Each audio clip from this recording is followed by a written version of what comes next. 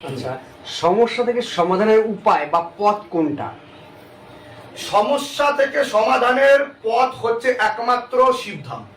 শিবধাম একমাত্র প্রতিষ্ঠান যা শুধু ভারতবর্ষ না, বাংলা না, সারা পৃথিবীর মধ্যে বিজ্ঞান মাধ্যম থেকে শুরু করে মিডিয়া মাধ্যমকে চ্যালেঞ্জ করতে পারে, যা শুধু বলে না, করে দেখায়, সামনে করে দেখায়।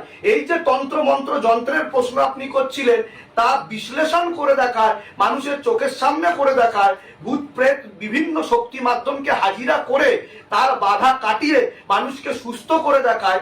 সেটাই হচ্ছে একমাত্র সমাধান, যেখানে কাউকে আসার রিকোয়েস্ট করা হয় না। এটা যার যার ব্যক্তিগত ব্যাপার। কেউ যদি আসতে না পারছে, উল্টে শিবধাম তো এটা বলে যে মন্দিরের দ্বারে দ্বারে ঘুরবেন না, আপনার ঘরই শিবধাম হয়ে উঠতে পারে। আপনার ঘরই শিবধাম হয়ে উঠতে পারে। আপনি শিবধামের ছবি প্রতিষ্ঠা করুন। আর যদি কোনোদিনও আপনারা শিবধামে আসেন, গুরু পীরানন্দ মহারাজের সাথে দেখা করার জন্য আসবেন না, এই মহাদেব মহারাজের সাথে দেখা করবার জন্য আসবেন। একে প্রণাম ঢুকে যাবেন বাইরে থেকে, আপনাদের মনের সকল ইচ্ছা পূর্ণ হবে। প্রত্যেকদিন শিবধাম প্রার্থনা করবেন, 3টে করে ধূপকাঠি আর 1টা করে মোমবাতি জ্বেলে যাবেন, আপনাদের কৃপা শুরু হয়ে যাবে। সেদিন থেকে আপনাদের পিছনে তান্ত্রিক কেন, তান্ত্রিকের বাবাও টিকতে পারবে না। জয় শিবধাম। আর প্রশ্ন ছিল।